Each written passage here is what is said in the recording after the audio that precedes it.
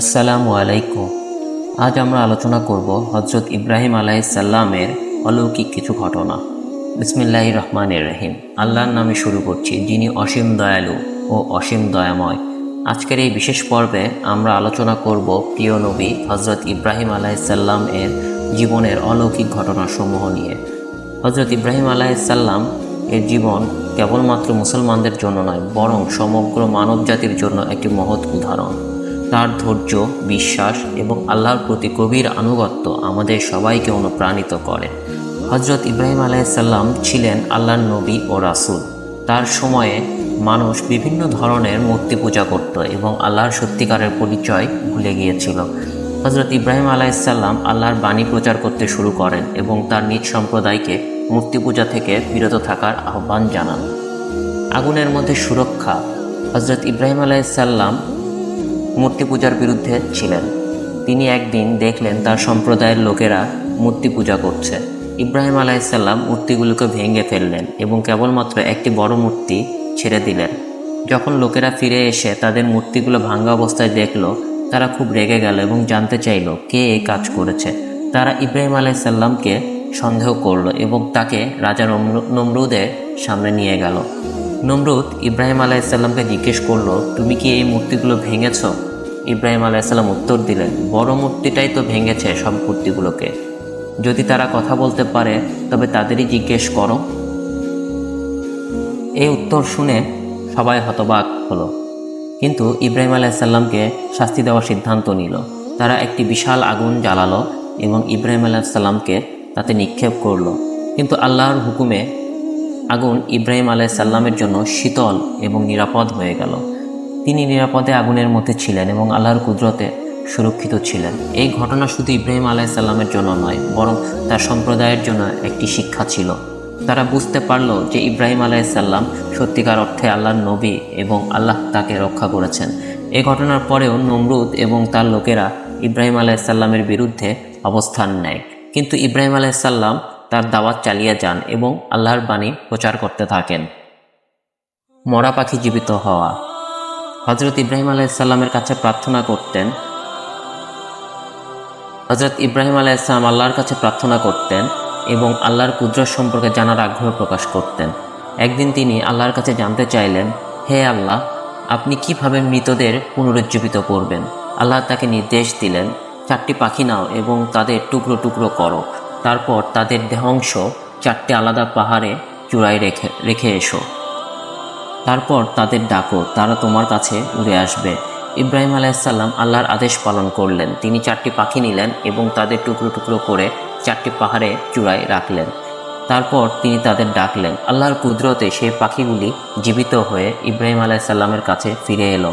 এই অলৌকিক ঘটনা ইব্রাহিম আলাইহিসসালামকে আরও দৃঢ় বিশ্বাসী করে তুলল এবং তার ধৈর্য ও বিশ্বাসের মান আরও উঁচু হলো। হজরত ইসমাইল আলাইহিসসালামের কুরবানির পরীক্ষা। ইব্রাহিম আলাইহিসসালামের জীবনের সবচেয়ে উল্লেখযোগ্য ঘটনা হলো তার পুত্র ইসমাইল আলাইহিসসালামের কুরবানির ঘটনা। ইব্রাহিম আলাইহিসসালাম এর দীর্ঘ সময় সন্তানের জন্য প্রার্থনা করেছিলেন আল্লাহর কাছে। আল্লাহ তার প্রার্থনা গ্রহণ করলেন এবং তাকে ইসমাইল আলাইহিসসালাম উপহার দিলেন। কিন্তু আল্লাহ তার বিশ্বাস পরীক্ষা করতে চাইলেন। ইব্রাহিম আলাইহিসসালামকে স্বপ্নে দেখালেন যে তিনি তার প্রিয় পুত্র ইসমাইল আলাইহিসসালামকে কুরবানি দিচ্ছেন। ইব্রাহিম আলাইহিসসালাম এই স্বপ্নকে আল্লাহর নির্দেশ হিসেবে গ্রহণ করলেন এবং ইসমাইল আলাইহিসসালামের কাছে তার সিদ্ধান্তের কথা জানালেন। ইসমাইল আলাইহিসসালাম অবিলম্বে আল্লাহর নির্দেশ মেনে নিতে সম্মত হলেন এবং বললেন, হে পিতা, আপনি আল্লাহর আদেশ পালন করুন। আপনি আমাকে ধৈর্যশীলদের মধ্যেই পাবেন ইনশাআল্লাহ। ইব্রাহিম আলাইহিসসালাম যখন ইসমাইল আলাইহিসসালামকে কুরবানির জন্য প্রস্তুত করলেন এবং তাকে কুরবানি করতে নিয়ে যাচ্ছিলেন, তখন আল্লাহর হুকুমে একটি মেষ আজমাল তাদের স্থানে পাঠানো হলো এবং ইসমাইল আলাইহিসসালামকে জীবিত রেখে মেষটি কুরবানি করা হলো। এই একটি ঘটনা মহান আল্লাহর পরীক্ষা ছিল এবং ইব্রাহিম আলাইহিসসালাম এবং ইসমাইল আলাইহিসসালাম উভয়ে এ পরীক্ষায় উত্তীর্ণ হলেন। এই ঘটনা ইসলামের ইতিহাসে অত্যন্ত গুরুত্বপূর্ণ এবং মুসলমানরা আজও কুরবানির মাধ্যমে এটি স্মরণ করেন। কাবা শরীফ নির্মাণ। হজরত ইব্রাহিম আলাইহিসসালাম এবং তার পুত্র হজরত ইসমাইল আলাইহিসসালাম আল্লাহর নির্দেশে মক্কা নগরীতে কাবা নির্মাণ করেন। এটি ছিল আল্লাহর ঘর এবং সমস্ত মুসলমানদের জন্য পবিত্র স্থান। ইব্রাহিম আলাইহিসসালাম এবং ইসমাইল আলাইহিসসালাম আল্লাহর নির্দেশ পালন করে এই মহান কাজ সম্পূর্ণ করেন। কাবাঘর নির্মাণকালে ইব্রাহিম আলাইহিসসালাম ইসমাইল আলাইহিসসালাম দোয়া করতেন, হে আমাদের প্রভু, আমাদের কাছ থেকে এই সেবা গ্রহণ করুন, নিশ্চয় আপনি শ্রবণকারী সর্বজ্ঞ। কাবা শরীফ নির্মাণের পর ইব্রাহিম আলাইহিসসালাম আল্লাহর কাছে প্রার্থনা করলেন যাতে এই স্থানে সবাই হজ পালন করতে আসতে পারে এবং আল্লাহর কাছে প্রার্থনা করতে পারে। ইব্রাহিম আলাইহিসসালামের সাথে আল্লাহর বন্ধুত্ব। হজরত ইব্রাহিম আলাইহিসসালামকে আল্লাহ তাআলা খলিলুল্লাহ বা আল্লাহর বন্ধু হিসেবে ঘোষণা করেছেন। ইব্রাহিম আলাইহিসসালাম এর আল্লাহর প্রতি ভালোবাসা এবং আল্লাহর প্রতি গভীর বিশ্বাস তাকে এই সম্মান প্রদান করে। তিনি সবসময় আল্লাহর প্রতি আনুগত্য এবং বিশ্বাস বজায় রেখেছিলেন এবং আল্লাহ তাকে বিভিন্ন পরীক্ষার উত্তীর্ণ করে আরও সম্মানিত করেছেন। ইব্রাহিম আলাইহিসসালামের প্রার্থনা।